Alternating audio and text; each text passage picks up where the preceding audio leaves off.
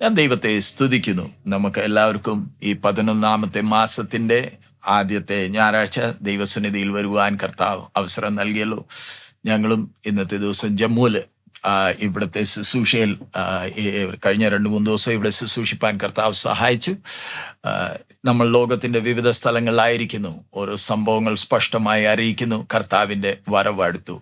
ഇന്നത്തെ വചന ധ്യാനത്തിനായി നമ്മൾ കഴിഞ്ഞ ആഴ്ച ധ്യാനിച്ചുകൊണ്ടിരുന്ന യെശയ്യാ പ്രവചനം അതിൻ്റെ 40ാമത്തെ അധ്യായം അതിൻ്റെ 9ാമത്തെ വാക്യം നമുക്ക് ഒന്നുകൂടെ വായിക്കാം. Isaiah chapter 40 verse 9. യെശയ്യാ പ്രവചനം 40ാമത്തെ അധ്യായം അതിന്റെ 9ാമത്തെ വാക്യം നമുക്ക് വായിക്കാം. ഹല്ലേലൂയ. സുവാർത്താദൂതിയായ സിയോനെ, നീ ഉയർന്ന പർവ്വതത്തിലേക്ക് കയറി ചെല്ലുക. സുവാർത്താദൂതിയായ യെരൂശലേമേ, നിന്റെ ശബ്ദം ശക്തിയോടെ ഉയർത്തുക, ഭയപ്പെടാതെ ഉയർത്തുക. യഹൂദാ നഗരങ്ങളോട്, ഇതാ നിങ്ങളുടെ ദൈവം എന്ന് പറക. ഇവിടെ നമ്മൾ വായിച്ച ഈ കഴിഞ്ഞ ആഴ്ച നമ്മൾ ധ്യാനിച്ച ഈ വിഷയം തന്നെ നമ്മൾ തുടർന്ന് മുന്നോട്ട് വചനം ധ്യാനിക്കുന്നതായിരിക്കും. പക്ഷെ ദൈവത്തിൻ്റെ ആത്മാവ് അടിമത്വത്തിൽ കിടക്കുന്ന തൻ്റെ ജനത്തോട് ആശ്വാസമായ വാക്കുകൾ സംസാരിക്കുന്നു. നമ്മളിവിടെ കഴിഞ്ഞ ദിവസങ്ങളിൽ ധ്യാനിക്കാറുണ്ടായി.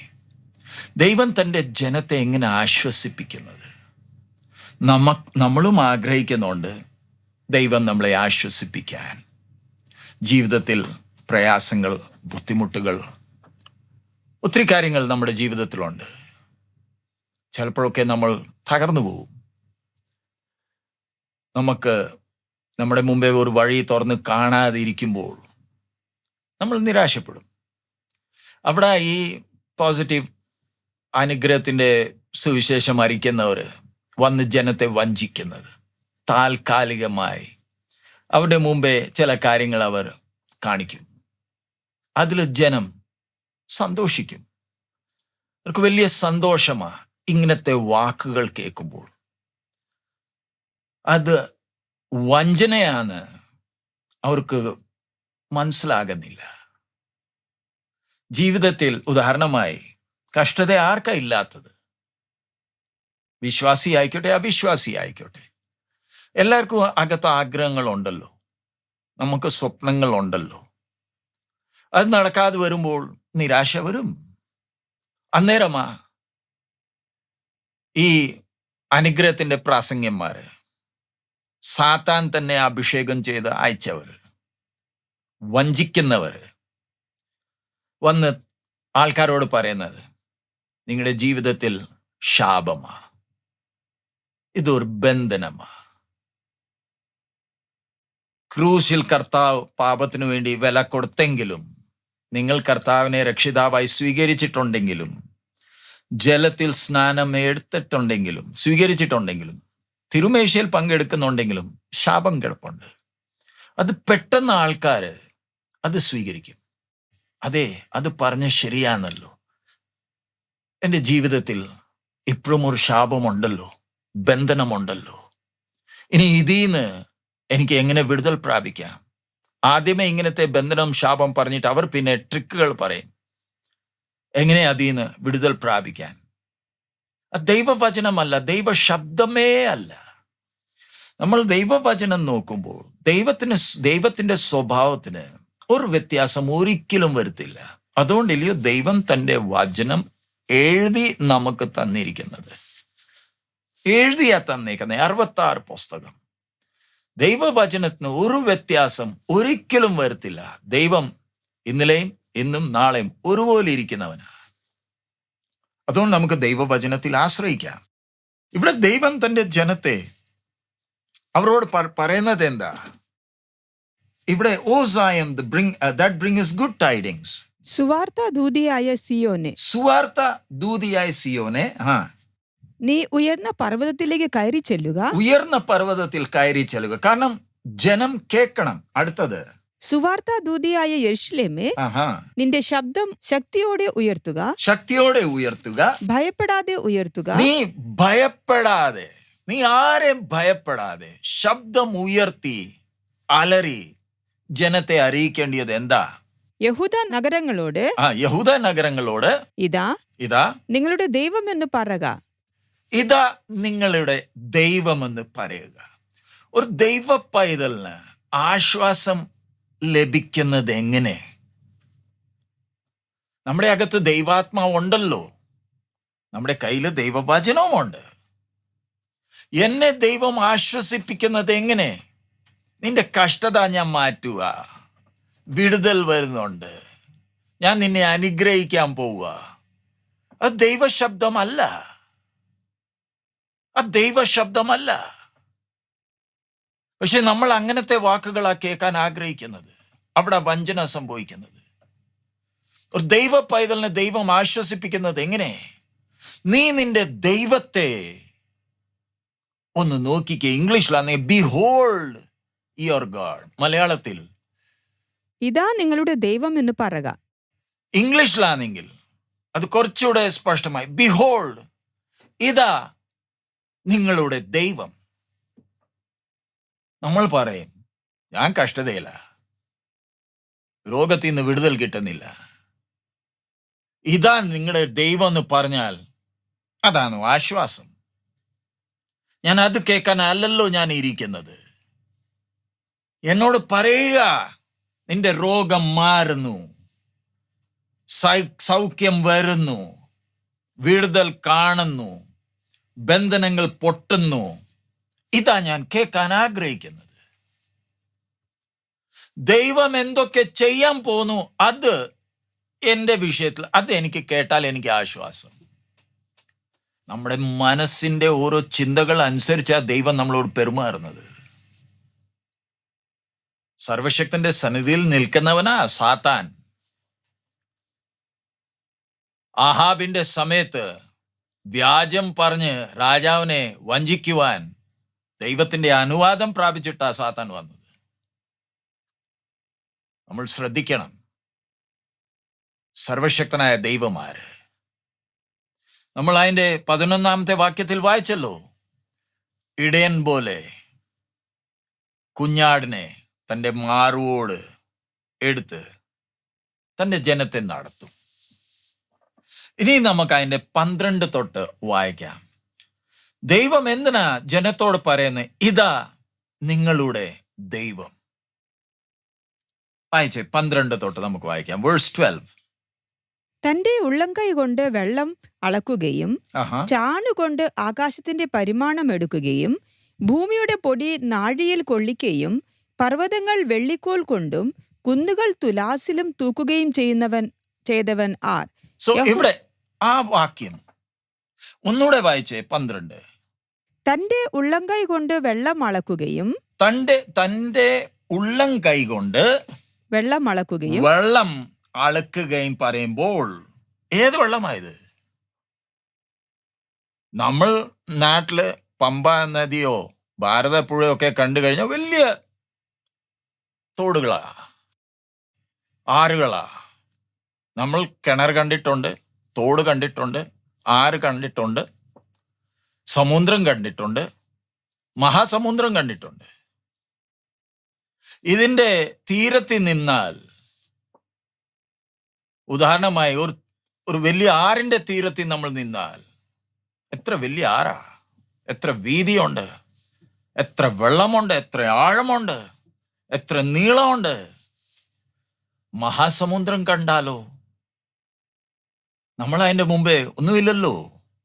ഉദാഹരണമായി നമ്മൾ കേരളത്തിൽ നിന്ന് കൊച്ചിന്ന് ദുബൈയിലേക്ക് പോകണമെങ്കിൽ അറേബ്യൻ കടലില്ലയോ? അറേബ്യൻ സീ, മഹാസമുദ്രമല്ല, ഒരു കടൽ മാത്രം. ശ്രീലങ്കയുടെ താഴെ ഇല്ലയോ ഇന്ത്യ മഹാസമുദ്രം കിടക്കുന്നത്? അറ്റ്ലാന്റിക്, പാസഫിക്, ആർട്ടിക്, ഇതെല്ലാം മഹാസമുദ്രങ്ങളാ, ഓഷൻസ്. എൻ്റെ ദൈവം പറയുന്നത്, ഞാനിതെല്ലാം എൻ്റെ ഉള്ളം കൈ കൊണ്ടാ അളക്കുന്നത്. ഇത്രയേ ഉള്ളൂ. ഇത് നിന്റെ മുമ്പേ ഇത് മഹാസമുദ്രം. കൊച്ചിന്ന് ദുബൈ ഈ കടലൊന്ന് കടക്കാൻ തന്നെ നിനക്ക് 2-3 മണിക്കൂർ വേണം. ലണ്ടനിൽ നിന്ന് ന്യൂയോർക്കിൽ പോകണമെങ്കിൽ 6.5 മണിക്കൂർ നീ പറഞ്ഞാലേ അറ്റ്ലാന്റിക് മഹാസമുദ്രം നീ കടക്കത്തുള്ളൂ. സിഡ്നിയിൽ നിന്ന് ലോസ് ഏഞ്ചലസ് പറക്കണമെങ്കിൽ 14 മണിക്കൂർ വേണം. വലിയ കടലാ, മഹാസമുദ്രമാ. ഇത് ഇത്രയേ ഉള്ളൂ. നമ്മൾ ഭൂമിയെ നോക്കിയ 3/4 വെള്ളമാ. ഈ ദൈവത്തെ നമുക്ക് അളക്കാൻ കഴിയുമോ? വെള്ളം ഇത്രയേ ഉള്ളൂ. അത് കഴിഞ്ഞിട്ട് അടുത്തത് എന്തുവാ പറയുന്നേ? വെള്ളം കഴിഞ്ഞിട്ട് ചാണുകൊണ്ട് ആഹാ ആകാശത്തിന്റെ പരിമാണമെടുക്കുകയും ആഹാ ഭൂമിയുടെ അത്രേ പൊടി മതി. ഒന്നുകൂടെ വായിച്ചാൽ and meted out the heaven with the span. ചാണുകൊണ്ട് ചാണുകൊണ്ട്. ആകാശത്തിന്റെ പരിമാണമെടുക്കുകയും. അത്രേ മതി. നമ്മൾ ഇനി മേളോട്ട് നോക്കിയാൽ ഈ ആകാശത്തിന്റെ അളവ് നമ്മൾ ഒത്തിരി പേർക്ക് നോബൽ പ്രൈസ് കൊടുത്തു കഴിഞ്ഞു. നമുക്ക് ഒത്തിരി അളക്കാനുള്ള നമ്മൾ centimetre, metre, inch, feet, acre, kilometre, mile ഇതെല്ലാം അളക്കുന്നുണ്ട്. ഇതെല്ലാം വെച്ച് നമുക്കൊന്ന് അളക്കാവോ മേളില്? 1977 നമ്മൾ വോയേജർ പറഞ്ഞ ഒരു ചെറിയ സ്പേസ് ക്രാഫ്റ്റ് അയച്ചതാ. അത് ഇപ്പോഴും പോയിക്കൊണ്ടിരിക്കുക. എത്ര വർഷങ്ങളായി, നമ്മൾ ഇന്ന് എത്ര ദൂരെ എത്തി. പക്ഷെ ഇതുവരെ ഈ ആകാശ മണ്ഡലത്തിന്റെ ആ കോണയിൽ എത്തിയിട്ടില്ല. അതിൻ്റെ വീതിയോ നീളമോ ഉയരവുമോ ആഴമോ ഇതുവരെ നമുക്ക് അളക്കാൻ കഴിഞ്ഞിട്ടില്ല. ദൈവം പറയുന്നത് എനിക്ക് എൻ്റെ അറിയാം. നമുക്കാണെങ്കിൽ ഇത് തുറന്നു കിടക്കുക. ദൈവം ഇതിനെ അളന്നാ ഉണ്ടാക്കിക്കുന്നത്. ഒന്ന് നിന്ന് ധ്യാനിച്ചേ. നമ്മൾ കാണുന്ന ഈ ആകാശ മണ്ഡലം ഇതിനൊരളവുണ്ട്. നമുക്ക് ആർക്കും അറിയത്തില്ല, അളക്കാൻ കഴിയത്തുമില്ല. ദൈവത്തിന് ഇതിൻ്റെ അളവ് അറിയാം. നിന്റെ ദൈവത്തെ ഒന്ന് ശ്രദ്ധിച്ചാൽ മതി. ഈ കടൽ മുഴുവൻ ഇത്രയേ ഉള്ളൂ. ആകാശമണ്ഡലം അളന്നിട്ടുണ്ട്. അതിൻ്റെ താഴെ അടുത്തത് എന്തോ പറയുന്നേ? ഭൂമിയുടെ പൊടി നാഴിയിൽ കൊള്ളിക്കയും പർവ്വതങ്ങൾ വെള്ളിക്കോൽ കൊണ്ടും കുന്നുകൾ തുലാസിലും തൂക്കുകയും ചെയ്തവൻ ആർ? ഒരു ചോദ്യമാ. നമ്മൾ നമ്മുടെ പ്രശ്നവും ഭാരം കണ്ട് ഭാരപ്പെടുക. നമുക്ക് ആ പ്രശ്നം വലിയ പ്രശ്നമാ, വലിയ പ്രതികൂലമാ. നമ്മൾ അതിന് പേരിടുന്നത് ഇത് ബന്ധനമാ, ഇത് പോരാട്ടമാ, ഇതിന് ശാപം പറഞ്ഞ് നമ്മൾ പേരങ്ങിട്ട്. നമ്മുടെ മുമ്പേ വരുന്ന ആ സാഹചര്യത്തെ നമ്മൾ നോക്കുന്നത് എങ്ങനെ? ഞാനൊന്ന് പറഞ്ഞാൽ മതിയല്ലോ, ബ്രദറെ, സഹോദര, സഹോദരി, അതൊരു ശാപമാ. നമ്മുടെ നോട്ടം മാറും. ശാപമാണോ? അടുത്തത് ബന്ധനമാ, പോരാട്ടമാ. നമ്മൾ അതങ്ങ് വിശ്വസിക്കും. പിന്നെ അത് നമുക്കൊരു വലിയ വിഷയമാവും. ഡോക്ടർ അസുഖത്തിന്റെ പേര് പറഞ്ഞാൽ മതി, ആ അസുഖം വേറെ ഒരു രൂപമായി മാറും. ഇവിടെ ദൈവം പറയുന്നത് ഈ വലിയ മലകളുണ്ടല്ലോ, ഇതിന്റെ കനം എത്ര ഉണ്ട്? ഞാൻ അതിനെ ത്രാസി തൂക്കി നോക്കിയതാ. നിങ്ങളുടെ മൗണ്ട് എവറസ്റ്റ് 8,848 മീറ്റർ ഇല്ലയോ? നിങ്ങൾക്ക് അതിൻ്റെ ഉയരം മാത്രമേ അറിയത്തുള്ളൂ. എനിക്ക് അതിൻ്റെ വെയിറ്റ് അറിയാം. അതാ എൻ്റെ കൂടെ വസിക്കുന്നവൻ പറയുന്നത്. നമ്മുടെ ഭൂമിയുടെ മേളിൽ മൗണ്ട് എവറസ്റ്റ് വെള്ളത്തിൻ്റെ മേളിലായതുകൊണ്ട് ഏറ്റവും ഉയർന്നത്. ഇതിനെക്കാട്ടും ഇരട്ടി ഹൈറ്റ് ഉള്ള ഒരു കടലിൻ്റെ താഴെയുണ്ട്. കടലിൽ പോയാൽ പാസഫിക്കിൻ്റെ അടുത്തൊക്കെ ചാലഞ്ചർ ഡീപ്പൊക്കെ പറഞ്ഞു കഴിഞ്ഞാൽ എത്ര ആഴമുണ്ട്. ആഴത്തിൻ്റെ താഴെ വരെ ആരും ഇതുവരെ എത്താൻ കഴിഞ്ഞിട്ടില്ല. അത്ര പ്രഷറുണ്ട്. ദൈവം പറയുന്നത് ഞാൻ ഇതിനെല്ലാം ത്രാസി. വെയിറ്റ് അറിയണോ? നമുക്ക് ഉയരാറിഞ്ഞാൽ മതി. ഈ ഭൂമിയിലുള്ള എല്ലാത്തിൻ്റെയും തൂക്കം തൂക്കിയിട്ടാ ദൈവം ഇതെല്ലാം ഉണ്ടാക്കിയത്. ഈ വചനം കേൾക്കുമ്പോൾ നമുക്ക് ആശ്വാസമുണ്ടോ? നമ്മൾ ഈ ദൈവത്തിൻ്റെ പിന്നാലെ ഇറങ്ങിയത് എന്തിന്? ദൈവത്തെ ഞാൻ നോക്കേണ്ടിയ പോലെ ഞാൻ നോക്കുന്നുണ്ടോ? എൻ്റെ ചിന്ത എന്താ? ഇവിടെ ദൈവം 12-ാമത്തെ വാക്യത്തിൽ ചോദ്യം ചോദിക്കുക. നമ്മളോട്, എന്നോടും, നമ്മൾ ഓരോരുത്തരോട് ചോദ്യം ചോദിക്കുക. ആ ഓരോ ചോദ്യത്തിന് മറുപടി ഉണ്ടോ? എത്ര ലിറ്റർ വെള്ളമായത്? എത്ര നീളവും വീതിയും ഉണ്ട് ഈ ആകാശമണ്ഡലത്തിന്? പൊടി എത്ര കിലോ ഉണ്ട് അറിയാമോ? ഈ മലയ്ക്ക് എത്ര വെയിറ്റ് ഉണ്ടെന്ന് അറിയാമോ? അറിയാമെങ്കിൽ അടുത്തത് 13-ാമത്തെ വാക്യം. യഹോവയുടെ മനസ്സ് ആരാഞ്ഞറിയുകയോ ആഹാ. അവന് മന്ത്രിയായി അവനെ ഗ്രഹിപ്പിക്കുകയോ ചെയ്തവൻ ആർ? അടുത്തത് 14. അവനെ ഉപദേശിച്ച് ആഹാ. ന്യായത്തിന്റെ പാതയെ പഠിപ്പിക്കുകയും ആഹാ. അവനെ പരിജ്ഞാനം പഠിപ്പിച്ച് വിവേകത്തിന്റെ മാർഗം കാണിക്കുകയും ചെയ്തു കൊടുക്കേണ്ടതിന് ഉം. അവൻ ആരോടാകുന്നു ആലോചന കഴിച്ചത്? ഇനി അടുത്ത ചോദ്യം, ഇതിന്റെ മറുപടി ഇംഗ്ലീഷിലാണെങ്കിൽ, who had directed the spirit of the lord or being his counsellor had taught him. നമ്മുടെ പിള്ളേരെ നമ്മൾ സ്കൂളിൽ പോയി അവരെ വീട്ടിൽ പഠിപ്പിക്കും, ട്യൂഷനും കൊടുക്കും, സ്കൂളിലും ടീച്ചേഴ്സും പഠിപ്പിക്കും, പുസ്തകമുണ്ട്. ഒരു ക്ലാസ് കഴിയുമ്പോൾ അടുത്ത ക്ലാസ് ഫൈനലി ചെയ്ത് പിന്നെ PhD ആയിക്കഴിഞ്ഞാൽ ഡോക്ടർ, ജ്ഞാനമുണ്ട്, നമുക്ക് കൂടുതൽ അറിവുണ്ട്. നമ്മൾ ആൾക്കാരോട് പറയുമ്പോൾ നമ്മുടെ പേരിൻ്റെ കൂടെ ആ ടൈറ്റിലൂടെ വെച്ച് കഴിഞ്ഞാൽ ആൾക്കാർ നമ്മളെ മാനിക്കും. എന്തിനാ മാനിക്കുന്നേ? നല്ല ജ്ഞാനമുണ്ട്. നോബൽ പ്രൈസ് കിട്ടിയിട്ടുണ്ടെങ്കിൽ അത് നമ്മുടെ വില കുറച്ചുകൂടെ കൂട്ടും. ആരുടെ മധ്യത്തിൽ? മൃഗങ്ങളുടെ ഇടയ്ക്കല്ല, മനുഷ്യന്റെ ഇടയ്ക്ക്. പക്ഷെ സർവശക്തന് നമുക്ക് ജ്ഞാനം പറഞ്ഞു കൊടുക്കാമോ? എന്തുവാ ചെയ്യേണ്ടിയത് ഒന്ന് പഠിപ്പിച്ചു കൊടുക്കാമോ? ദൈവത്തിന്റെ മന്ത്രി ആര്? നമ്മൾ പ്രാർത്ഥിക്കാറുണ്ടല്ലോ, ദൈവത്തോട് സംസാരിക്കാറുണ്ടല്ലോ. സർവശക്തന്റെ സന്നിധിയിൽ നമ്മൾ ഇരിക്കുമ്പോൾ നമ്മൾ എങ്ങനെയാ ദൈവത്തോട് സംസാരിക്കേണ്ടത്? ദൈവം ഇതുവരെ വല്ല അബദ്ധങ്ങൾ കാണിച്ചിട്ടുണ്ടോ? ഒരബദ്ധം കാണിച്ചിട്ടുണ്ടോ? നമ്മളോട് ക്ഷമ ചോദിക്കേണ്ട അവസരം എപ്പോഴെങ്കിലും ഉണ്ടായിട്ടുണ്ടോ? നമ്മളിൽ എപ്പോഴും ക്ഷമ ചോദിക്കുന്നത്? നമ്മളിൽ അബദ്ധങ്ങൾ കാണിച്ച് പഠിച്ച് നമുക്ക് വിവരം വരുന്നത്? ദൈവത്തെ ആരാ പഠിപ്പിക്കുന്നത്? ദൈവത്തിന് ഈ ജ്ഞാനം ആരാ കൊടുത്തത്? ധ്യാനിച്ചാൽ നമ്മളെന്തുണ്ട്? നമ്മൾ എത്ര മണ്ടത്തരങ്ങൾ പറഞ്ഞിട്ടുണ്ട്, എത്ര ആവശ്യമില്ലാത്ത ചിന്തകൾ നമ്മൾ മനസ്സിൽ വെച്ചിട്ടുണ്ട്. ഭാരപ്പെടുന്നുണ്ടല്ലോ. ദൈവത്തിന്റെ മന്ത്രി ആര്? നമ്മൾ കഷ്ടതയിലായിരിക്കുന്നു. യഹൂദ ജനമേ, നീ കഷ്ടതയില, ഭാരപ്പെടണ്ട. ആശ്വാസം കൊടുക്കുന്നത് എങ്ങനെയൊന്ന് നോക്കിക്കേ. അടുത്തത് 15-ാമത്തെ വാക്യം. ഇതാ ജാതികൾ തുലാക്കൊട്ടയിലെ ഒരു തുള്ളി പോലെയും തുലാസിലെ ഒരു പൊടി പോലെയും അവന് തോന്നുന്നു. ഇതാ അവൻ ദ്വീപുകളെ ഒരു മണൽത്തരിയെ പോലെയും എടുത്തു പൊക്കുന്നു. സോ ഇവിടെ ഈ ലോകത്തിൽ നമ്മൾ നോക്കിയാൽ, യുണൈറ്റഡ് നേഷൻസിന്റെ സംഖ്യ നോക്കിയാൽ 196 അല്ലെ 197 രാജ്യങ്ങളുണ്ട്. ഓരോ രാജ്യത്തിന്റെ കൊടികളുണ്ട്. ചില രാജ്യങ്ങൾ നമ്മൾ രാജ്യമായി സ്വീകരിച്ചിട്ടില്ല. അവരുടെ എല്ലാ എണ്ണ എടുത്താൽ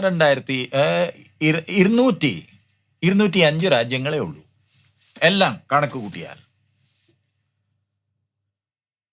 വെള്ളസിംഹാസനം ഒന്ന് ചിന്തിച്ചു നോക്കിയേ. വെള്ളസിംഹാസനത്തിന്റെ മുമ്പേ സകലരും മടങ്ങി വന്നു.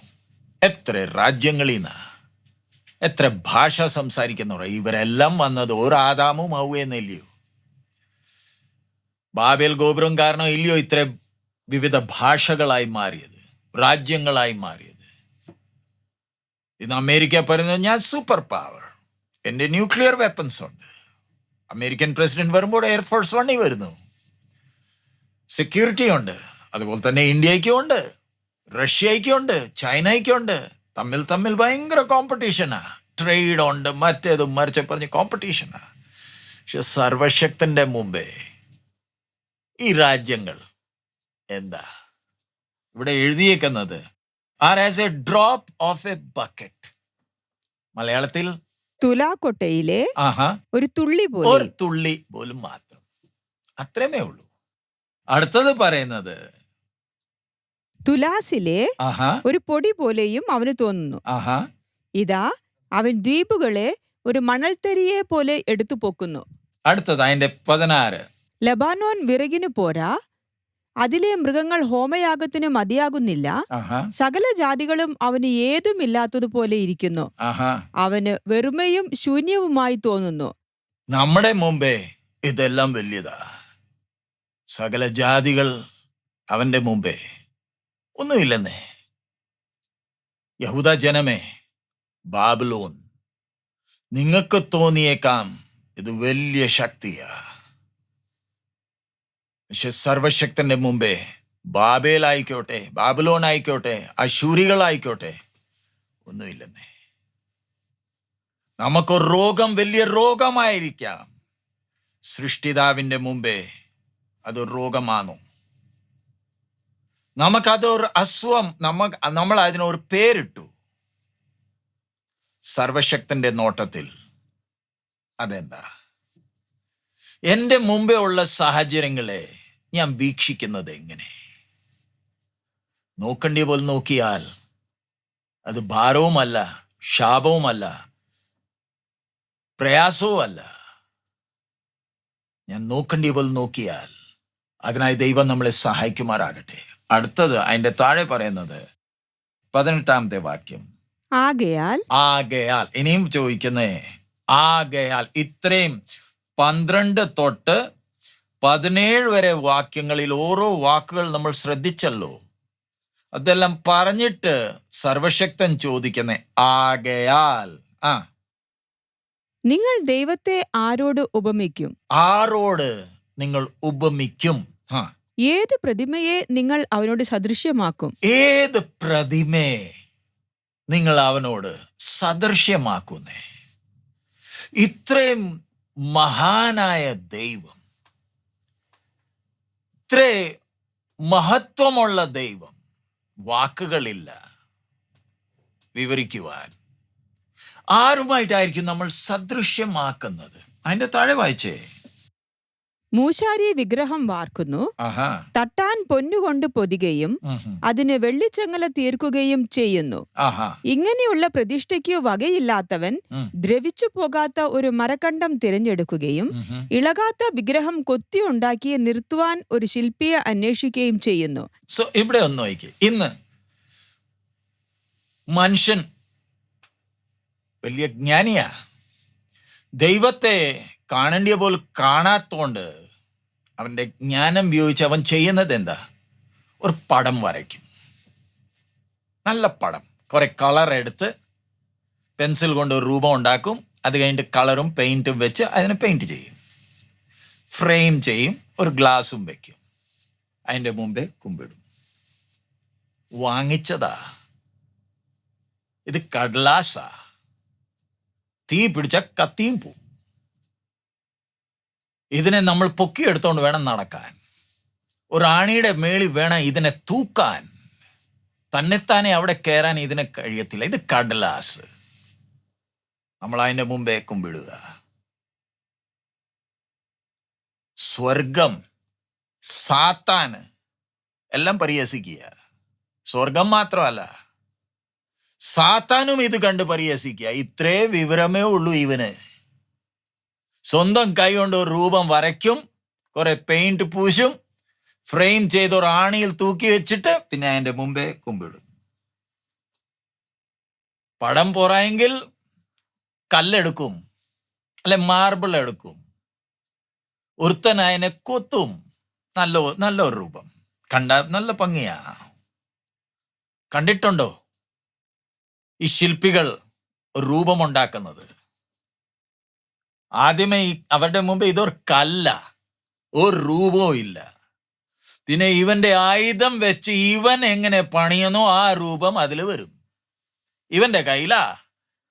മൂക്കിന് എത്ര നീളം വേണം, കണ്ണെങ്ങനത്തെ ആയിരിക്കണം, കൈ എങ്ങനെ ആയിരിക്കേണ്ടത്, നിർത്തണോ അതോ ഇരുത്തണോ, അതോ കുതിരയുടെ പുറത്ത് ഇരുത്തണോ, അതോ സിംഹത്തിന്റെ പുറത്ത് ഇരുത്തണോ, ഇവന്റെ കയ്യിലായിരിക്കുന്നേ.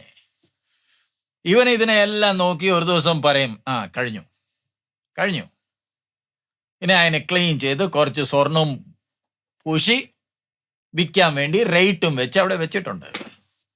നമ്മൾ പോയി അതിനെ വലിയ ആദരത്തോടെ പൈസ കൊടുത്ത് അത് തന്നെ നടന്ന് വീട്ടിൽ വരത്തില്ല. നമ്മൾ അതിനെ പൊക്കിയെടുത്തോണ്ട് വീട്ടിൽ കൊണ്ടുവരണം,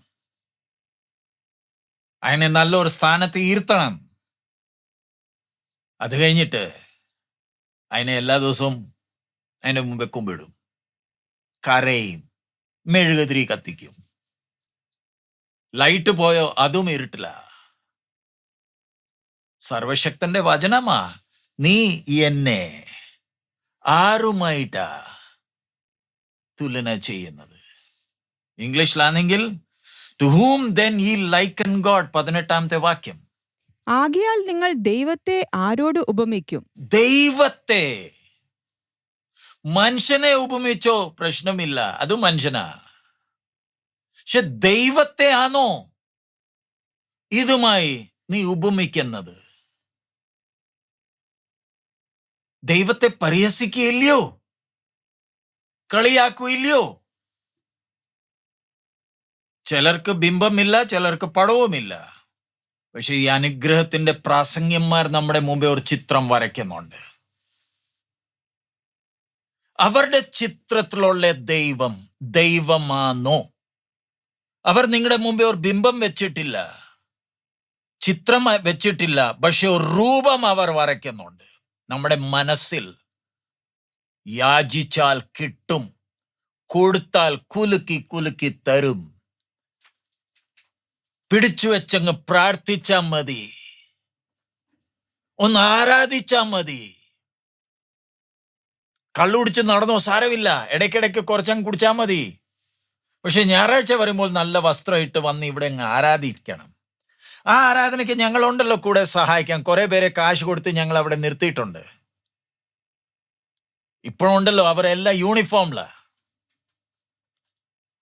അതിലെത്ര എണ്ണം മാനസാന്തരപ്പെട്ടിട്ടുണ്ട്, സ്നാനപ്പെട്ടിട്ടുണ്ട്, ദൈവമായിട്ട് ബന്ധമുണ്ട്? അത് ചോദിക്കല്ലേ.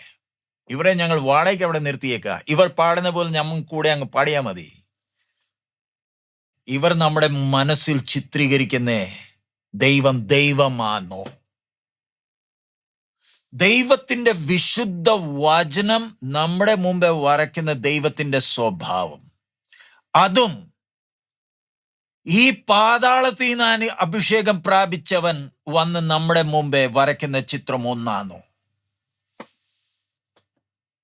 ദൈവവചനത്തിലുള്ള ദൈവമാര്? നിങ്ങൾ ആരോടാ ദൈവത്തെ ഉപമിക്കുന്നത്? കഷ്ടതയിൽ കിടക്കുന്ന ജനത്തോട് ദൈവം ചോദിക്കുക.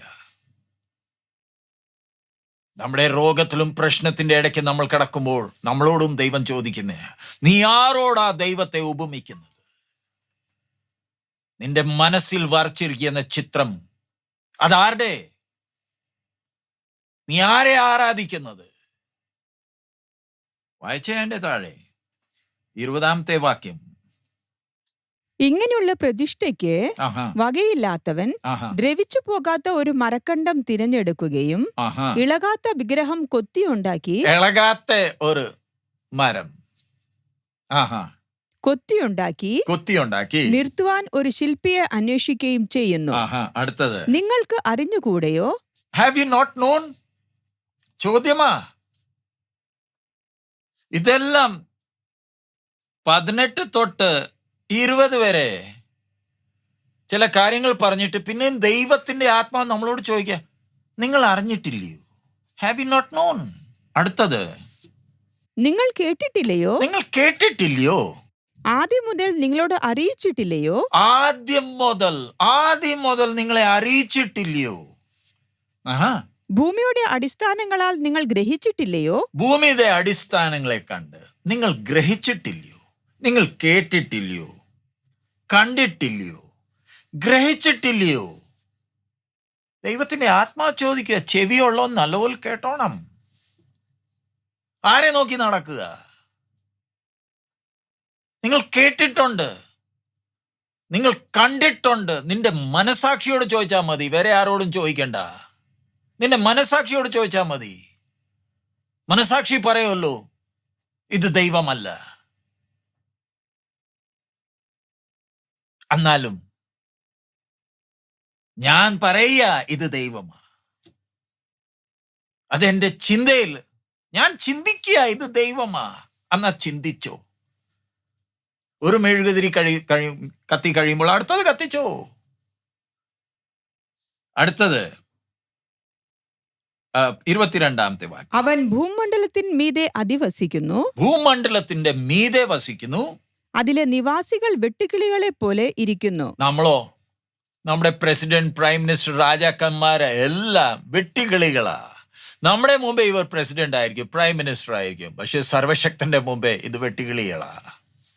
അവർക്ക് രാജാവുണ്ട്, അവർക്ക് ഡിക്റ്റേറ്റേഴ്സ് ഉണ്ട്, അവർക്ക് യുണൈറ്റഡ് നേഷൻസ് ഉണ്ട്, അവർക്ക് നേറ്റോ ഉണ്ട്, അവർക്ക് ന്യൂക്ലിയർ വെപ്പൺസ് ഉണ്ട്. വെട്ടിക്കിളികൾക്ക് ദൈവം നമ്മളെ നോക്കുന്നത് എങ്ങനെ? നമ്മൾ തമ്മിൽ നശിപ്പിക്കാൻ ഒത്തിരി ആയുധങ്ങളും ഉണ്ടാക്കിയിട്ടുണ്ട്. സർവശക്തൻ കൈവിട്ടോ? നമ്മുടെ ആഗ്രഹങ്ങൾക്ക് വിട്ടുകൊടുത്തോ? അടുത്തത്, അവൻ ആകാശത്തെ ഒരു തിരശീല പോലെ നിവർക്കുകയും പാർപ്പാനുള്ള ഒരു കൂടാരത്തെ പോലെ വിരിക്കുകയും പ്രഭുക്കന്മാരെ ഇല്ലാതെയാക്കുകയും ഭൂമിയിലെ ന്യായാധിപന്മാരെ ശൂന്യമാക്കുകയും ചെയ്യുന്നു. അടുത്തത്, അവരെ നട്ട ഉടനെ അവരെ വിതച്ച ഉടനെ അവർ നിലത്ത് വേരൂന്നി തുടങ്ങിയ ഉടനെ അവൻ അവരുടെ മേൽ ഊതി അവർ വാടിപ്പോകുകയും ചുഴലിക്കാറ്റുകൊണ്ട് താളടി പോലെ പാറിപ്പോകുകയും ചെയ്യുന്നു. എവിടെ പോയി നമ്മുടെ പ്രസിഡന്റ്സ്, പ്രൈം മിനിസ്റ്റേഴ്സ്, ഡിക്റ്റേറ്റേഴ്സ്, രാജാക്കന്മാർ, റാണിമാർ? എവിടെ പോയി? വേര് പിടിച്ചില്ല. വിതച്ചതേ ഉള്ളൂ, വളരാൻ തുടങ്ങിയതേ ഉള്ളായിരുന്നു. കൂടുതൽ ആയുസ് കിട്ടിയായിരുന്നെങ്കിൽ എന്തുമായി തീർന്നേനെ? ഒന്ന് ഊതി പോയി, അവരുടെ കാലം കഴിഞ്ഞു. അടുത്തത്, ആകയാൽ നിങ്ങൾ എന്നെ, ആകയാൽ പിന്നെയും ദൈവം ചോദിക്കുന്നേ, ആകയാൽ നിങ്ങൾ എന്നെ ആരോട് സദൃശ്യമാക്കും? ആരോട് സദൃശ്യമാക്കും? ഞാൻ ആരോട് തുല്യനാകും എന്ന് പരിശുദ്ധനായവൻ അരുളി ചെയ്യുന്നു. പരിശുദ്ധവനായവൻ ചോദിക്കുക, ഞാൻ ദൈവത്തെ പരിഹസിക്കുന്നുണ്ടോ? സർവശക്തൻ ആരാണ് ഗ്രഹിക്കുവാൻ കഴിഞ്ഞിട്ടുണ്ടോ? ഈ ദൈവത്തിന്റെ സന്നിധിയിലാണോ നമ്മൾ വിലസുന്നത്? അടുത്തത് 26-ാമത്തെ വാക്യം, നിങ്ങൾ കണ്ണ് മേലോട്ട് ഉയർത്തി നോക്കുവിൻ. ഇവയെ സൃഷ്ടിച്ചത് ആർ? ഇവരെ സൃഷ്ടിച്ചത് ആര്? അവൻ അവയുടെ സൈന്യത്തെ സംഖ്യാക്രമത്തിൽ പുറപ്പെടുവിക്കുകയും. സംഖ്യാക്രമത്തിന് നമ്മൾ എണ്ണാൻ കഴിയുന്നില്ല. ഓരോത്തിന് സംഖ്യയുണ്ട്. നമ്മുടെ തലയുടെ മുടിക്ക് മാത്രമല്ല, ദൈവത്തിന്റെ സൃഷ്ടിയിൽ ഓരോത്തിന് തൂക്കവുമുണ്ട്, സംഖ്യയുമുണ്ട്. എല്ലാം ഗ്രഹിക്കുവാൻ കഴിയുന്നുണ്ടോ? അടുത്തത്, അവയെ എല്ലാം പേർ ചൊല്ലി വിളിക്കുകയും ചെയ്യുന്നു. പേരും ഇട്ടിട്ടുണ്ട്, പേര് ചൊല്ലിയാ വിളിക്കുന്നത്. അടുത്തത്, അവന്റെ വീര്യ മാഹാത്മ്യം നിമിത്തവും അവന്റെ ശക്തിയുടെ ആധിക്യം നിമിത്തവും അവയിലൊന്നും കുറഞ്ഞു കാണുകയില്ല. അവിടെ വചനത്തിൽ എഴുതിയിരിക്കുന്നേ, by the greatness of his might, for that he is strong in power, not one faileth. ഒരെണ്ണം പോലും തകർന്നു പോകുന്നില്ല. അടുത്തത്, എന്നാൽ എന്റെ വഴി യഹോവയ്ക്ക് മറഞ്ഞിരിക്കുന്നു, എന്റെ ന്യായം എന്റെ ദൈവം കാണാതെ കടന്നു പോയിരിക്കുന്നു എന്ന് യാക്കോബേ നീ പറയുകയും ഇസ്രായേലെ നീ സംസാരിക്കുകയും ചെയ്യുന്നതെന്ത്? ഇതെല്ലാം കണ്ടിട്ടും യാക്കോബേ, വഞ്ചകനെ, യാക്കോബ് പറയുമ്പോൾ, എടാ വഞ്ചകനെ, നീ എന്തോ ചിന്തിക്കുന്നത്? ഇസ്രായേൽ പറയുമ്പോൾ, ദ പ്രിൻസ്, നീ എന്തോ ചിന്തിക്കുന്നത്? നിന്റെ ചിന്ത ഏത് മണ്ഡലത്തിലാ? നിന്റെ കൂടെ വസിക്കുന്നവൻ ആര്? നിന്നോട് ഉടമ്പടി ചെയ്തത് ആര്? ഈ തിരുമേശയിൽ ആ പാനപാത്രം കയ്യിലെടുക്കുമ്പോൾ അതൊരു ചടങ്ങാണോ? ക്രൂശിന്മേൽ ഒരുവൻ നഗ്നനായി മനുഷ്യവർഗത്തിന് വില കൊടുത്തത് ഒരു മനുഷ്യനായിരുന്നോ? ഒരു ഗുരുവാണോ? ഒരു പ്രവാചകനാണോ? ഒരു രാജാവാണോ? ഒരു കള്ളനാണോ? ആരായിരുന്നു? നീ ചിന്തിക്കുന്നത് എന്ത്? അടുത്തത് വായിച്ചേ. നിനക്കറിഞ്ഞുകൂടെയോ? നീ കേട്ടിട്ടില്ലയോ? യഹോവ നിത്യദൈവം. യഹോവ നീ അറിഞ്ഞിട്ടില്ലയോ? നീ കേട്ടിട്ടില്ലയോ? യഹോവ നിത്യനായ ദൈവം, ഭൂമിയുടെ അറുതികളെ സൃഷ്ടിച്ചവൻ തന്നെ. അവൻ ക്ഷീണിക്കുന്നില്ല, തളർന്നു പോകുന്നതുമില്ല. അവന്റെ ബുദ്ധി അപ്രമേയമത്രേ. അവന്റെ ബുദ്ധി അപ്രമേയം. അതിന്റെ അർത്ഥം ഇംഗ്ലീഷിലാണ്, there is no searching of his understanding. നമ്മൾ വെറുതെ ഇല്ലയോ ഭാരപ്പെടുന്നത്? ഈ ഭാരപ്പെട്ടിട്ട് മിച്ചം എന്തോ കിട്ടി? ഇരുന്ന് പ്രാർത്ഥിക്കും, അതിൻ്റെ കൂടെ ഭാരപ്പെടും. ഈ രണ്ടും ചെയ്യല്ലേ. ഭാരപ്പെടാൻ ആഗ്രഹമുണ്ടെങ്കിൽ കുത്തിയിരുന്നു ഭാരപ്പെട്ടോ. ഇഷ്ടംപോലെ സമയമുണ്ടല്ലോ ഭാരപ്പെടാൻ. ഈ പ്രാർത്ഥിക്കുന്ന വ്യക്തി എങ്ങനെയാ ഭാരപ്പെടുന്നത്? അടുത്തത് 29. അവൻ ക്ഷീണിച്ചിരിക്കുന്നവന് ശക്തി നൽകുന്നു. ക്ഷീണിച്ചിരിക്കുന്നവന് ശക്തി നൽകുന്നു. ബലമില്ലാത്തവന് ബലം നൽകുന്നു. ബലം ഇല്ലാത്തവന് ബലം വർദ്ധിപ്പിക്കുന്നു. ബലം വർദ്ധിപ്പിക്കുന്നു. ബാല്യക്കാർ ക്ഷീണിച്ചു തളർന്നു പോകും. യൗവനക്കാരും ഇടറി വീഴും. എങ്കിലും ഇനി ഒടുവിലത്തെ വാക്യം, 40-ാമത്തെ അധ്യായത്തിന്റെ ഒടുവിലത്തെ വാക്യം പ്രാർത്ഥനയോട് ശ്രദ്ധിക്കുക. അത് തുടങ്ങുന്നത് എങ്ങനെ? ബട്ട്, ഇംഗ്ലീഷിൽ ബട്ട്. എങ്കിലും മുന്നോട്ട്. യഹോവയെ കാത്തിരിക്കുന്നവർ ശക്തിയെ പുതുക്കും. അതിന്റെ അർത്ഥം എന്താ? നമ്മൾ ഉപവാസത്തിലിരിക്കുക, യഹോവയെ കാത്തിരിക്കുന്നവർ ശക്തിയെ പുതുക്കും എന്ന് പറഞ്ഞാൽ ഉപവാസ പ്രാർത്ഥനയാണോ? നമുക്കുണ്ടല്ലോ ഉപവാസ പ്രാർത്ഥന. വലിയ ഉണർവ് യോഗങ്ങളുണ്ട്, ഫാമിലി കോൺഫറൻസ് ഉണ്ട്, പാസ്റ്റേഴ്സ് കോൺഫറൻസ് ഉണ്ട്, യൂത്ത് കോൺഫറൻസ് ഉണ്ട്, ചിൽഡ്രൻസ് കോൺഫറൻസ് ഉണ്ട്, ഇല്ലാത്ത കോൺഫറൻസ് എല്ലാം ഉണ്ട്. പക്ഷെ ദൈവത്തിന്റെ ആത്മാവ് പറയുന്നത് അവനെ കാത്തിരിക്കുന്നവർ ശക്തിയെ പുതുക്കുന്ന. കാത്തിരിക്കുന്നവർ പറഞ്ഞാൽ ആര്? അവന്റെ സന്നിധിയിൽ മിണ്ടാതെ അവനെ ധ്യാനിക്കുന്നവർ. 9-ാമത്തെ വാക്യത്തിൽ നമ്മൾ വായിച്ചല്ലോ, ബിഹോൾഡ് യുവർ ഗാഡ്. 10 തൊട്ട് നമ്മൾ ഈ 30 വരെ ദൈവത്തിന്റെ മഹത്വം, ദൈവം സ്വയമേ നമുക്ക് എഴുതി തന്നിട്ടുണ്ടല്ലോ. ഈ ദൈവവചനം ഞാനൊന്ന് ധ്യാനിച്ചാൽ, ദൈവം എന്നോട് പറഞ്ഞ ഓരോ വാക്കുകൾ ഞാനൊന്ന് ധ്യാനിച്ചാൽ മതി, ശ്രദ്ധിച്ചാൽ മതി, ശക്തിയെ പുതുക്കും. നമ്മുടെ ബാഹ്യമായ ശരീരം ക്ഷീണമാണെങ്കിലും നമ്മുടെ അകത്തെ മനുഷ്യൻ ദൈവവചനമാകുന്ന ആ വിത്ത് മുഖാന്തരം ജനിച്ച അകത്തെ മനുഷ്യൻ കത്തിജ്വലിക്കും. അവൻ ആരാധിക്കാൻ തുടങ്ങും. പിന്നെ ഈ രോഗമായിക്കോട്ടെ, പ്രതികൂലമായിക്കോട്ടെ, പ്രശ്നങ്ങൾ ഒന്നും പിടിച്ചു വയ്ക്കാൻ കഴിയത്തില്ല. സിംസോനെ അവർ പുതിയ വള്ളി കൊണ്ടുവന്ന്, റോപ്സ് കൊണ്ടുവന്ന് കെട്ടി. പുതിയതായിരുന്നു. അവർ ഓർത്ത് ഞങ്ങൾ ഇവനെ കെട്ടിയല്ലോ. പക്ഷെ അകത്തുള്ള ദൈവത്തിന്റെ ആത്മാവിന്റെ ശക്തി വെളിപ്പെട്ടപ്പം അതെല്ലാം എന്തി. ഹെബ്രോനിന്റെ കിവാടുകൾ പോലും സിംസോനെ പിടിച്ചു വെക്കാൻ കഴിഞ്ഞില്ല. സിംസോനിന്റെ അകത്ത് അന്ന് വെളിപ്പെട്ട ആ ശക്തി, ആ ദൈവത്തിന്റെ ആത്മാവ് ഇന്ന് ഈ മൺകൂടാരത്തിന്റെ അകത്ത് അതുപോലെ തന്നെ ഉണ്ടോ? എത്ര പ്രതികൂലം വന്നോട്ടെ, അവനെ കാത്തിരിക്കുന്നവൻ ശക്തിയെ പുതുക്കും. ചെയ്യേണ്ടി ഒറ്റ ഒരു കാര്യമേ ഉള്ളൂ. സ്തോത്രം സ്തോത്രം പറഞ്ഞുകൊണ്ടിരുന്ന കാര്യം നടക്കത്തില്ല. അവനെ കാത്തിരുന്നാൽ, അവനെ ധ്യാനിച്ചാൽ, എൻ്റെ കൂടെ വസിക്കുന്നവൻ. യഹൂദ ജനം കഷ്ടത്തിന്റെ ഇടയ്ക്ക്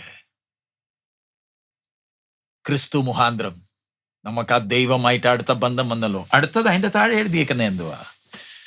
എങ്കിലും യഹോവയെ കാത്തിരിക്കുന്നവർ ശക്തിയെ പുതുക്കും. അവർ കഴുകന്മാരെ പോലെ ചിറക് അടിച്ച് കയറും.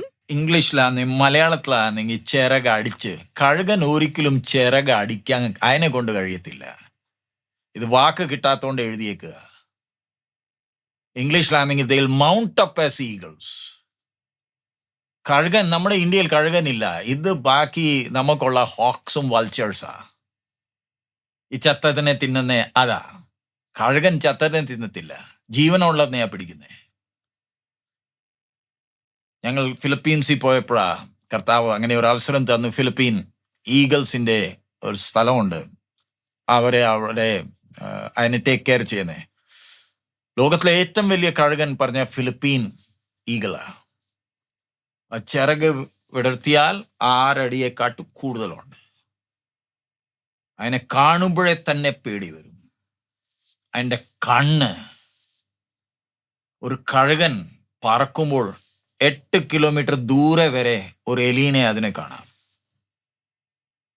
കഴുകനെ കുറിച്ച് നമുക്ക് എല്ലാവർക്കും അറിയാമല്ലോ. പക്ഷികളുടെ രാജാവില്ലയോ?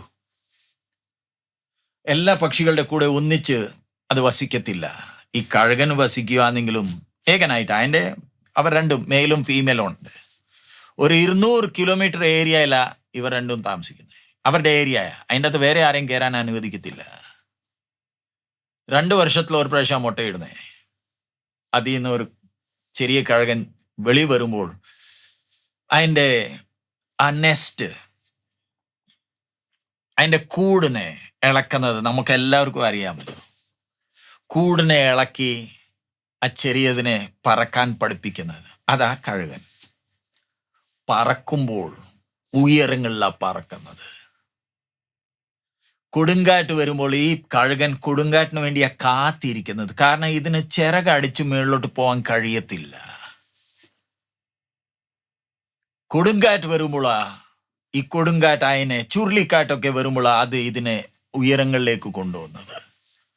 ആ ഉയരങ്ങളിലേക്ക് ഇത് പറക്കുമ്പോൾ ദൂരെ ഇവരുടെ യൂറോപ്പിലുള്ള കഴുകനൊക്കെ അവർ യൂറോപ്പിൽ നിന്ന് പറന്ന് സൗത്ത് ആഫ്രിക്കയിൽ വരും, മൈഗ്രേറ്റ് ചെയ്യും. സൗത്ത് ആഫ്രിക്കയിൽ നിന്ന് മടങ്ങി അവർ യൂറോപ്പിൽ പോകും. അവർ അത്ര ഉയരങ്ങളിലാണ് പറക്കുന്നത്. ചിറകടിക്കേണ്ട ആവശ്യമില്ല. ഇതിൻ്റെ മരിക്കുന്ന സമയം വരുമ്പോൾ ഉയരങ്ങളിൽ പോയി മലയുടെ മണ്ടയ്ക്ക് അവിടെ പോയി കിടന്ന് സൂര്യനെ നോക്കിയിട്ടാണ് ഇത് പോകുന്നത്. ഇതിൻ്റെ എപ്പോഴുമുള്ള കൊതി ഉയരങ്ങളിൽ പറക്കണം.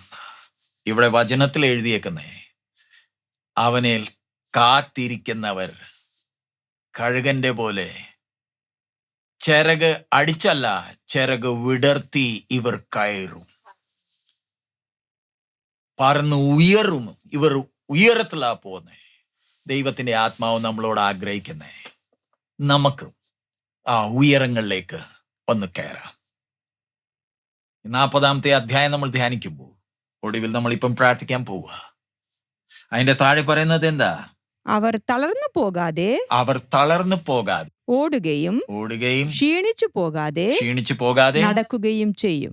ദൈവത്തിന്റെ ആത്മാവ് നമ്മൾ ഇന്ന് ആഗ്രഹിക്കുന്നത് ജീവിതത്തിൽ പ്രതിസന്ധികൾ, പ്രയാസങ്ങൾ ഇതെല്ലാം ഉണ്ട് നമ്മളെ തകർക്കാനല്ല, നിത്യതയ്ക്ക് വേണ്ടി നമ്മളെ ഒരുക്കാനാ. ഈ ദൈവവചനം കേൾക്കുമ്പോൾ ആശ്വാസം കിട്ടുന്നുണ്ടോ? ഭാരങ്ങൾ മാറുന്നുണ്ടോ? നമുക്ക് ദൈവസന്നിധിയിൽ കാത്തിരിക്കാം. ദൈവത്തെ നമുക്ക് ധ്യാനിക്കാം. പിടിച്ചു വെച്ച് പ്രാർത്ഥിച്ച് ബന്ധനം പൊട്ടട്ടെ, പോരാട്ടങ്ങൾ, ബന്ധനങ്ങൾ, ശാപങ്ങൾ ഇത് പറഞ്ഞുകൊണ്ട് സമയം വ്യർത്ഥമാക്കാതെ നമുക്ക് ഉയരങ്ങളിലേക്ക് നമ്മുടെ പിതാവിനെ ഒന്ന് നോക്കാം. അവനെ കാത്തിരിക്കുന്നവർ ശക്തിയെ പുതുക്കും. നമുക്കിനിയും കർത്താവിന്റെ വരവ് താമസിച്ച ഇനി ഒത്തിരി ഓടാനുണ്ട്. ക്ഷീണിച്ചു പോകാതെ നമുക്ക് ഈ ദിവസങ്ങളിൽ ശക്തിയെ പുതുക്കി നമ്മുടെ ഓട്ടം തികയ്ക്കാം, നമ്മുടെ കണ്ണുകൾ അടയ്ക്കാം. ഹല്ലേലൂയ. സ്തോത്രം, സ്തോത്രം, സ്തോത്രം കർത്താവേ. Hallelujah, hallelujah. Thank you, Jesus. Thank you, Jesus. Hallelujah. Hallelujah. കർത്താവേ, നിന്റെ വചനത്തിനായി സ്തോത്രം. നിന്റെ വചന മുഖാന്തരം ഞങ്ങൾക്ക് കിട്ടുന്ന ആശ്വാസത്തിനായി സ്തോത്രം. നീ ഞങ്ങളെ ബലപ്പെടുത്തുന്നതിനായി സ്തോത്രം കർത്താവേ. നിന്റെ മക്കളാക്കി തീർത്തതിനായി സ്തോത്രം. നിന്റെ അവകാശിയാക്കി തീർത്തതിനായി സ്തോത്രം കർത്താവേ. ഹല്ലേലൂയ. പിതാവേ, ഞങ്ങൾ നിന്നെ സ്തുതിക്കുന്നു കർത്താവേ. വാക്കുകളില്ല കർത്താവേ. നിന്നെ അറിയുവാൻ നീ ഞങ്ങളുടെ ആത്മീയ കണ്ണുകൾ തുറന്നതിനായി സ്തോത്രം. നിന്റെ കൃപയ്ക്കായി സ്തോത്രം കർത്താവേ. ഇന്ന് ഈ വചനം കേൾക്കുന്ന ആരെങ്കിലും നിന്നെ അറിയേണ്ടി പോലും അറിഞ്ഞിട്ടില്ലെങ്കിൽ നിന്റെ ആത്മാവ് സ്പഷ്ടമായി സംസാരിക്കണമേ. നിന്റെ വരവടുത്തു. ഞങ്ങളുടെ ജീവിതത്തിൽ ഇനി എത്ര ദിവസം ഉണ്ടെന്ന് ഞങ്ങൾ അറിയുന്നില്ല. കർത്താവേ, നിന്റെ സന്നിധിയിലിരുന്ന് നിന്നെ ധ്യാനിക്കുവാൻ, നിന്നെ കാത്തിരിക്കുവാൻ, ബലപ്പെടുവാൻ, ഉയരങ്ങളിലേക്ക് കയറുവാൻ ഞങ്ങളെ നീ സഹായിക്കണമേ. സഹായിക്കണമേ കർത്താവേ. വരുന്ന ദിവസങ്ങളിൽ ഞങ്ങളെ ഓട്ടം തികയ്ക്കുവാൻ ഞങ്ങളെ സഹായിക്കണമേ. നീ ഞങ്ങളുടെ പ്രാർത്ഥന കേട്ടനായി സ്തോത്രം. പ്രത്യേകിച്ച് കർത്താവെ, കഴിഞ്ഞ ദിവസങ്ങളിൽ പഞ്ചാബിന്റെ വിവിധ സ്ഥലങ്ങളിൽ ശുശ്രൂഷിപ്പാനും ജമ്മു കാശ്മീരിൽ വരാൻ ഇവിടെയും ശുശ്രൂഷിപ്പാൻ നീ അവസരം നൽകിയനായി സ്തോത്രം. കർത്താവെ, നാളെ തൊട്ട് പാസ്റ്റേഴ്സും എൽഡേഴ്സിന്റെ ക്ലാസ്സസിൽ കർത്താവെ നിന്റെ ആത്മാവ് പ്രവർത്തിക്കണമേ. നിന്റെ ദാസന്മാർ ദാസിമാർ വിവിധ രാജ്യങ്ങളിൽ ഒന്നിച്ച് ഞങ്ങൾ നിന്റെ സന്നിധിയിൽ കുറച്ച് ദിവസമായിരിക്കുമ്പോൾ കർത്താവെ നീ ഞങ്ങളെ ബലപ്പെടുത്തണമേ. കർത്താവെ, ഓരോരുത്തരും വരുന്ന ഓരോരുത്തരും നിന്റെ ദാസന്മാർ ദാസിമാരും അവിടെ ക്ഷീണങ്ങൾ മാറി, നിരാശകൾ മാറി, ബലപ്പെട്ടിട്ട് മടങ്ങിപ്പോകുവാൻ നീ സഹായിക്കണമേ. വലിയൊരു ഉണർവ് ഞങ്ങളുടെ ജീവിതത്തിൽ അനുഭവിക്കുവാൻ നീ സഹായിക്കണമേ. ചെയ്ത എല്ലാ നന്മകൾക്കായി സ്തോത്രം. യേശുവിൻ നാമത്തിൽ തന്നെ ആമേൻ. പിതാവിന്റെ സ്നേഹം, പുത്രന്റെ കൃപയും പരിശുദ്ധാത്മായുടെ കൂട്ടായ്മ നമ്മൾ ഓരോരുത്തരുടെ കൂടെ നമ്മുടെ കർത്താവിന്റെ വരവ് വരെ ഉണ്ടായിരിക്കുമാറാകട്ടെ. ആമേൻ. ദൈവം നമ്മളെ ഓരോരുത്തരെ അനുഗ്രഹിക്കുമാറാകട്ടെ. നമ്മൾ മുമ്പേ പ്രാർത്ഥനയിൽ പറഞ്ഞ പോലെ തന്നെ ഞങ്ങൾ കർത്താവിന്റെ വരവ് താമസിച്ചാൽ നാളെ തൊട്ട് പഞ്ചാബിൽ ഘറിയാലയിൽ പാസ്റ്റേഴ്സിനും എൽഡേഴ്സിന്റെ ക്ലാസ്സസ് ഉണ്ട്. വിവിധ സ്ഥലങ്ങളിലും കർത്താവിന്റെ ദാസന്മാർ ദാസിമാർ വരുന്നുണ്ട്. നിങ്ങൾ ഈ ഒരാഴ്ചത്തെ ക്ലാസ്സിന് വേണ്ടി പ്രാർത്ഥിക്കുക. ദൈവത്തിന്റെ ആത്മാവ് ദൈവദാസന്മാർ ദാസിമാരെ ബലപ്പെടുത്തുവാൻ, ദൈവത്തിന്റെ ആത്മാവിന്റെ വലിയ പ്രവൃത്തി കാണുവാൻ നിങ്ങൾ ഞങ്ങൾക്ക് വേണ്ടി പ്രാർത്ഥിക്കുക. ദൈവം നിങ്ങളെ ഓരോരുത്തരെ അനുഗ്രഹിക്കുമാറാകട്ടെ. ഞാൻ മുമ്പേ പറഞ്ഞ പോലെ തന്നെ, കഴിഞ്ഞ ആഴ്ച പറഞ്ഞ പോലെ തന്നെ, ദൈവത്തിന്റെ ഹിതമാണെങ്കിൽ ജാനുവരിയിൽ ഈ വർഷം തൃശ്ശൂരിൽ മാത്രമേ ക്ലാസ് കാണത്തുള്ളൂ. കാരണം ഒത്തിരി അടുത്ത് പേരെ ടൈം കൊടുക്കാനുണ്ട്. സോ കേരളത്തിൽ ഈ വർഷം 2026 ജാനുവരി മാസം തൃശ്ശൂരിലെ ക്ലാസ് കാണത്തുള്ളൂ. അതിൻ്റെ ഡേറ്റ്സ് അറിയിക്കുന്നതായിരിക്കും. അത് കഴിഞ്ഞിട്ട് പാസ്റ്റേഴ്സിൻ്റെ ക്ലാസ്സും ഉണ്ട്. സോ നിങ്ങൾ ഈ ശുശ്രൂഷകളെല്ലാം ഓർത്ത് പ്രാർത്ഥിക്കുക. നമ്മുടെ കർത്താവ് വേഗം വരാറായി. ദൈവം നമ്മളെ ഓരോരുത്തരെ അനുഗ്രഹിക്കുമാറാകട്ടെ. മാറനാഥ.